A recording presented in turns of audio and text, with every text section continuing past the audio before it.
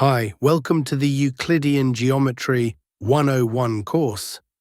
This is part 2 of the series, and here we'll introduce the chapter about angles and a third Euclidean postulate. Angles. You'll encounter them everywhere in your life and in the world. Whether it's shooting a shell from a tank or shooting a simple arrow, the angle at which the projectile starts its flight determines all. Constructing a house or a pyramid, if you want it to keep standing up, let alone look pretty, you better get your angles right or you might get into trouble. Tiling a floor, sitting on a chair, it'll all go a lot smoother and better if you have at least a decent understanding of what angles are and what they allow you to do. In the first lesson, we introduced lines. Taking that as a starting point, we can now define the angle concept. Starting with the line AA', we can choose a random point O on it, which divides the line into two parts. We call one such part a ray, with O as the initial point. So a ray could also be called a half line. O is called the end point of the ray. We call an angle the figure formed by two rays, called the sides of the angle with a common endpoint. The endpoint is called the vertex of the angle. The two rays are called the legs of the angle. A little intermezzo about notation is in order. We use capital letters for points, like A and B. A line can be denoted with a lowercase letter. A line segment can be named by its two endpoints, like AB. An angle can be denoted by three letters if it consists of two segments, angle A, B, C. It can also be denoted by simply using the vertex point, the angle B.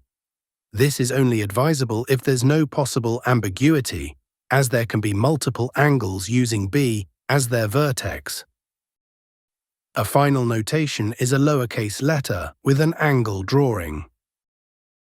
We'll now introduce the different kinds of angles. Firstly, we'll define the notion of adjacent angles.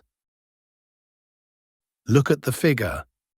M and N are called adjacent angles, because they are angles with the same vertex and one common leg. OA and OB are here the outer legs.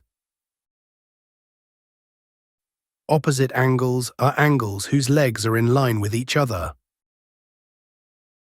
For example, angles M and N or P and Q.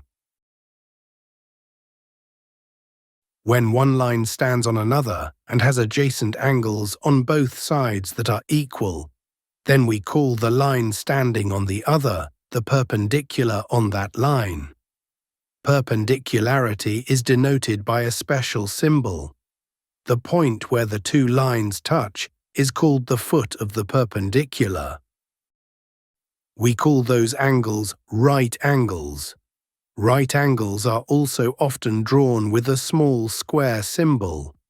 With this definition of right angles, we are now ready to talk about a third postulate, which is actually the fourth in Euclid's Elements. The third postulate says that all right angles are equal.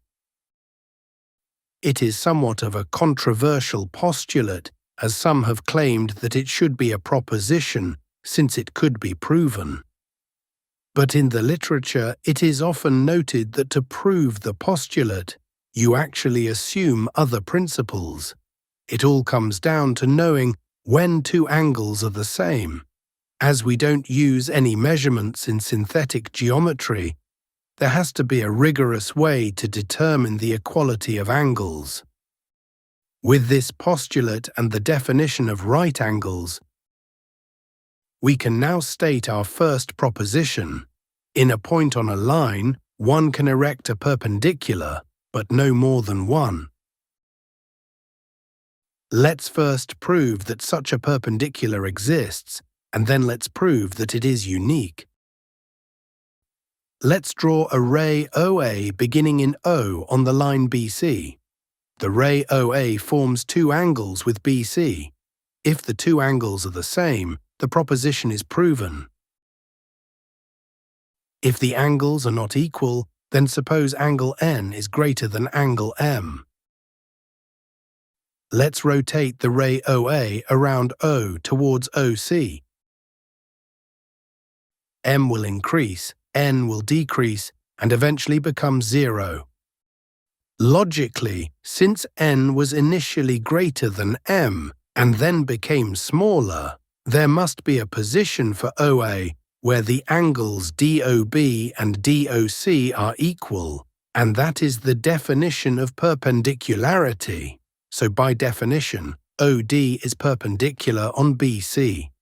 There is only one such a line, because before, the position of the line M is not equal to N, and after that, the position of the line M is again not equal to N. Now, some more definitions. An angle that is smaller than a right angle is called an acute angle. The term acute means sharp. An angle that is bigger than a right angle is called an obtuse angle. An angle whose legs are in line with each other as two rays on the same line is called a straight angle. That's it for the first lesson about angles. Next time, we'll continue with some notions about supplementary and complementary angles. If you like this series, consider subscribing to my channel.